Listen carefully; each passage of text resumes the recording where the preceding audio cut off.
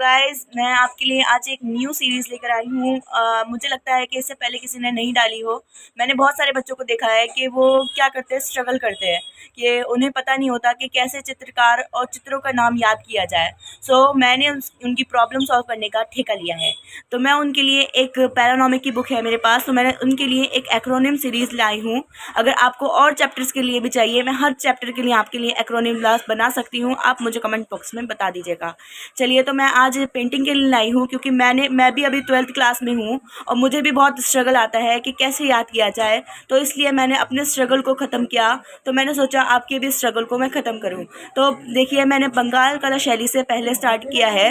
बंगाल कला शैली, क्योंकि सेकेंड टर्म में जो हमारा सिलेबस है वो बंगाल कला शैली से स्टार्ट हो रहा है।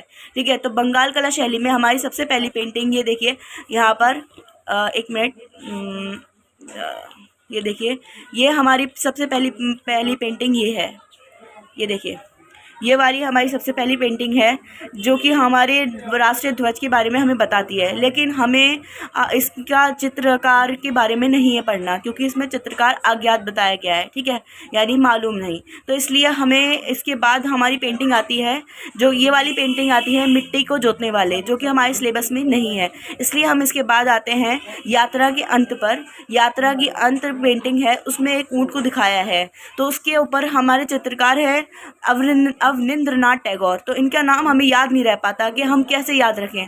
तो हमने क्या बनाया है, एक एक्रोनिम बनाया है इसके ऊपर। देखिए, यात्रा का अंत अवनींद्रनाथ टैगोर ने किया। किसका? यात्रा का अंत अवनींद्रनाथ टैगोर ने किया। मतलब वहाँ पर जो ऊँट है वो बहुत ही ऐसा हो गया, भार युक्त ऊँट है, मतलब बहुत ज़्यादा उसके पास, उसकी इतनी कैपेबिलिटी नहीं थी कि उसके ऊपर भार रखा जाए, लेकिन इतना भार रख दिया गया, मतलब इतना वेट रख दिया गया कि वो मरने की अवस्था में आ गया है। तो इसलिए यहाँ पर अवनींद्रनाथ टैगोर ने ये पेंटिंग बनाई है, जिन्होंने बंगाल कला शैली में उसको आगे बढ़ाने में उनका बहुत योगदान है। ठीक है, तो हम क्या करेंगे, तो हमने लिख दिया कि यात्रा का अंत अवनींद्रनाथ टैगोर ने किया। ठीक है, तो हम दूसरी पेंटिंग पे आते हैं, जिसका नाम है शिव और सती। शिव और सती नंदलाल बोस के हैं, यानी कि शिव और सती को नंदलाल बोस ने बनाया। तो हाँ, ये तो ऑब्वियस सी बात है कि उनके ऊपर किसका नाम आएगा, क्योंकि जो चित्रकार है उसकी चित्रकारी तो हमेशा याद रखी जाती है, वो अमर होती है। तो इसलिए शिव और सती किसके हैं? नंदलाल बोस के हैं। ये भी बहुत अच्छी पेंटिंग है। इसमें शिव और सती को दिखाया गया है, कुछ देखिए इस तरह से उनके बाहों में वो लेटी हुई हैं, ये कुछ इस तरह से दिखाया गया है। तो इनके चित्रकार के नाम आपको इजीली याद हो जाएं, तो इसलिए मैंने ये एक्रोनिम सीरीज़ लाई हूँ।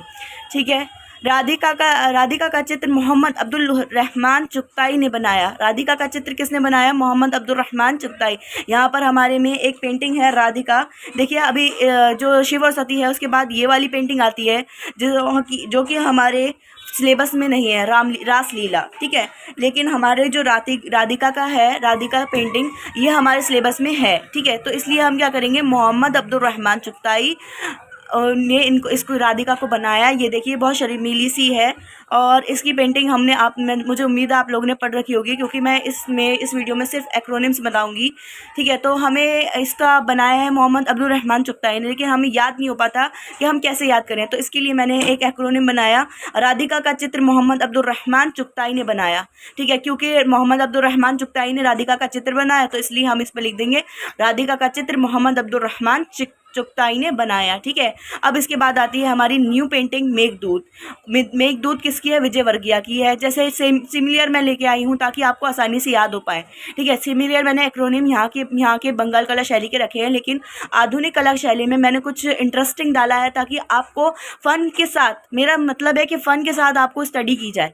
ये नहीं कि आपको पढ़ाया जा रहा है लेकिन फ़न नहीं है, लेकिन मेरा मतलब है आपको फ़न भी हो और आपको याद भी होता रहे। तो इसलिए मैंने यहाँ पर लिखा मेघदूत विजय वर्गीय का है। ठीक है, तो देखिए यहाँ पर मेघदूत हम दिखाते हैं आपको। तो ये देखिए, ये मेघदूत की चित्रकारी है। पैरानॉमिक की मैंने आपको बताया बुक है। तो वैसे दूसरी जो बुक है, जो दूसरे बच्चों के पास होती है, कुछ बच्चों के पास मैंने वो भी देखी है।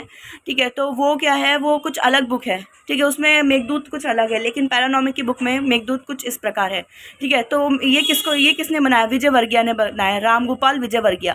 ठीक है, तो राम गोपाल विजय वर्गीय, मैंने यहाँ पर राम गोपाल नहीं लिखा है, आप विजय वर्गीय भी याद कर लीजिएगा, और राम गोपाल विजय वर्गीय याद करें तो ज़्यादा बेटर है। ठीक है, मेघदूत राम गोपाल विजय वर्गीय ने बनाया। ठीक है, अब हम आते हैं आधुनिक कला शैली। ये देखिए, हमारी आधुनिक कला शैली पैरानॉमिक की बुक में यहाँ पर है। अब हम आते हैं आगे की तरफ। तो ये अगर आप चाहते हैं मुझे ये मैं आपको बिल्कुल अच्छी तरह से समझाऊं, ये जैसे कुछ बच्चे होते हैं उनको पेंटिंग में इंटरेस्ट ही नहीं है, ये बहुत अच्छी पेंटिंग हमारी बहुत अच्छा सब्जेक्ट है। आप फाइन आर्ट के बारे में अगर आप जानें तो इसमें भी बहुत सारी अच्छी अच्छी फील्ड्स हैं। देखिए जैसे कि हमारे चित्रकार हैं, उनकी चित्रकारी क्या है, अमर है, लेकिन वो कितनी अभी तक हम पढ़ रहे हैं कितनी अमर चित्रकारी है और कितनी बेहतरीन उनकी चित्रकारी है। ठीक है, तो ये देखिए हमारी अब आती है राम द्वारा सागर का गर्व हरण करते हो, मतलब घमंड उनका जो यहाँ पर क्या होता है, राम क्या करते हैं यहाँ पर समंदर उनको जाने नहीं देता। ठीक है, उनके मार्ग में बाधा बनता है, तो वो तीर बांध से लेके उसको मारने की कोशिश करते हैं। तो उसका जो राम है, जो समंदर है, तो उसका क्या कर रहा है, घमंड उतार रहा है। तो इसको किसने बनाया है, इसको बनाया है राजा रवि वर्मा ने। ठीक है, तो देखिए हम देखते हैं कि इसको कैसे याद करें कि इसके चित्रकार का नाम क्या है और इसका चित्र का नाम क्या है। तो हम याद करेंगे राजा रवि वर्मा ने समंदर का घमंड तोड़ा।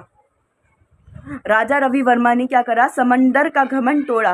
ठीक है, वहाँ पर हमें बताया गया कि राम ने तोड़ा, लेकिन आप कंफ्यूज मत होइएगा, हमारा मकसद क्या है, हमें याद रखना है कि चित्रकार का नाम कैसे याद रखें। ठीक है, तो इसलिए हम क्या करेंगे, राजा रवि वर्मा ने समंदर का घमंड तोड़ा। ठीक है, अब आते हैं हम दूसरी पेंटिंग पर, माँ और बेटा। ठीक है, माँ और बच्चा भी कहते हैं इस पेंटिंग को, माँ और बच्चा या फिर माँ और बेटा, जामिनी रॉय। ठीक है, माँ और बच्चा जामिनी रॉय के हैं। मैं आपको शो करती हूँ ताकि आपको थोड़ा याद आए कि पेंटिंग कैसी है। ठीक है, 1 मिनट रुकिएगा।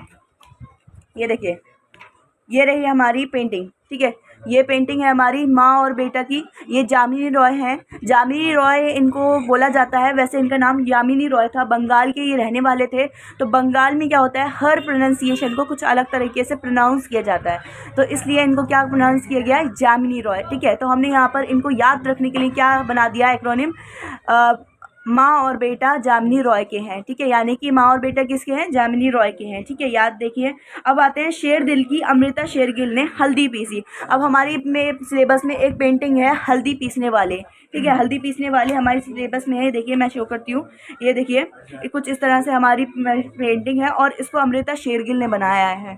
ठीक है, अमृता शेरगिल ने इसको चित्रित किया है। तो हमें किस तरह से याद रहे कि ये किसने बनाई और क्या पेंटिंग है, नाम हमें याद नहीं रहता, तो इसलिए हमने क्या करा, शेर दिल की अमृता शेरगिल ने हल्दी पीसी, मतलब शेर दिल की अमृता शेरगिल। यहाँ पे मेरा फैक्ट ये था कि यहाँ पर ज़्यादातर लड़कियाँ घर का काम नहीं करती। ठीक है, तो वो क्या होता है कि शेर दिल की अमृता शेरगिल थी हमारी चित्रकार, उन्होंने क्या पीसी, हल्दी पीस दी। ठीक है, तो ये है थी हमारी पूरी पेंटिंग। अब आते हैं मकबूल फिदा हुए मदर टेरेसा पर हुसैन, मकबूल फिदा हुए मदर टेरेसा पर हुसैन। ठीक है, यहाँ पर मकबूल फिदा हुसैन ने बनाई है पेंटिंग, लेकिन यहाँ नाम यहाँ हमें याद नहीं रहता, तो इसलिए मैंने यहाँ पर इनके नाम को थोड़ा सा तोड़ दिया। पहले मैंने इसको बुक पे लिखे ये एक्रोनिम, फिर मैंने सोचा इसके ऊपर वीडियो बनाई जाए, क्योंकि सबकी हेल्प होगी तो हमारे भी अच्छा होगा।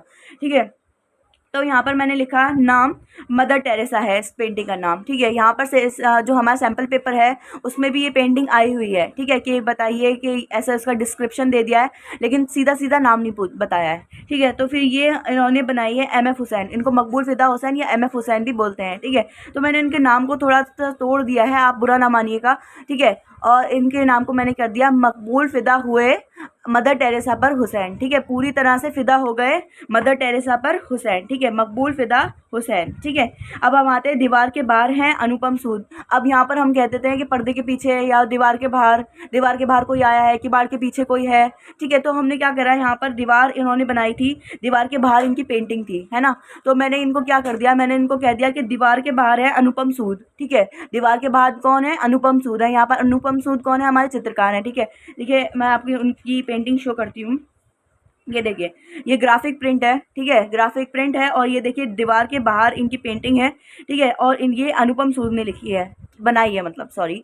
तो इन्होंने मैंने लिख दिया कि दीवार के बाहर कौन है, अनुपम सूद है। ठीक है, ये हो गई हमारी सेकंड पेंटिंग, या फिर जो बंगाल आधुनिक कला की पेंटिंग, मॉडर्न शैली। ठीक है, तो चलिए दूसरी पेंटिंग पर आते हैं।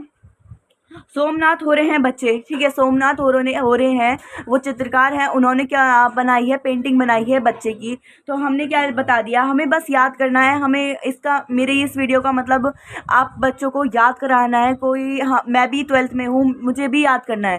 ठीक है, मेरा कोई मकसद नहीं है मैं किसी का मजाक उड़ा रही हूँ या कुछ कर रही हूँ, लेकिन मुझे सिर्फ भलाई का काम करना है और आप लोगों की मदद करना है। ठीक है, तो यहाँ पर देखिए, ये यहाँ पर इन्होंने बनाई है बच्चे की पेंटिंग, सोमनाथ होरे ने। यहाँ पर ये गरीबी को दर्शाया गया है इन्होंने कि कितनी गरीबी है और माल नरिश्ड ये बच्चे हैं, ठीक है। तो ये इसलिए हमने क्या कह दिया, सोमनाथ हो रहे हैं बच्चे, मतलब सोमनाथ हो रहे हैं बच्चे, आपको इजीली याद हो जाए, इसलिए मेरी एक कोशिश है, ठीक है। देवी ने ज्योति भट्ट को आशीर्वाद दिया, देवी ने ज्योति भट्ट को क्या दिया, आशीर्वाद दिया। देखिए मोस्टली हमारी जो देवी होती हैं वो हमें आशीर्वाद देती हैं, है ना।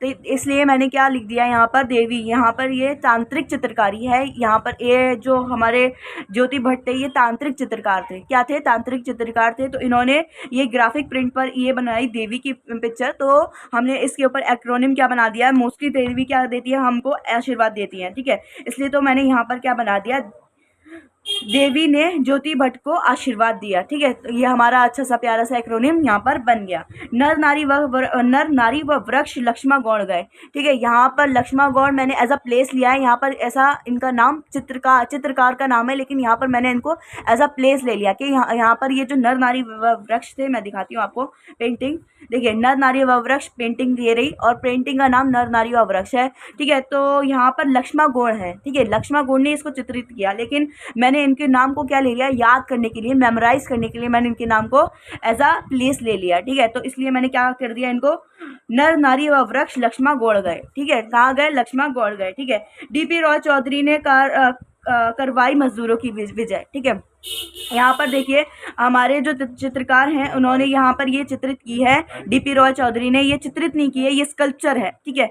तो स्कल्पचर है, तो डीपी रॉय चौधरी यहाँ पर मजदूरों की विजय के बारे में बता रहे हैं कि 4 मजदूर यहाँ पर एक पत्थर को धकेल रहे हैं, ठीक है। तो क्या होता है कि मजदूरों की विजय किसने की, डीपी रॉय चौधरी ने मजदूरों की विजय करवा दी, ठीक है। यहाँ पर ये हो गया। अब हम आते हैं, संथाल परिवार का हिस्सा है राम किंकर वैज। संथाल परिवार का हिस्सा कौन है, राम किंकर वैज, ठीक है। आइए हम देखते हैं संथाल परिवार, हमारी पेंटिंग क्या है। देखिए ये रही हमारी स्कल्पचर संथाल परिवार, ठीक है।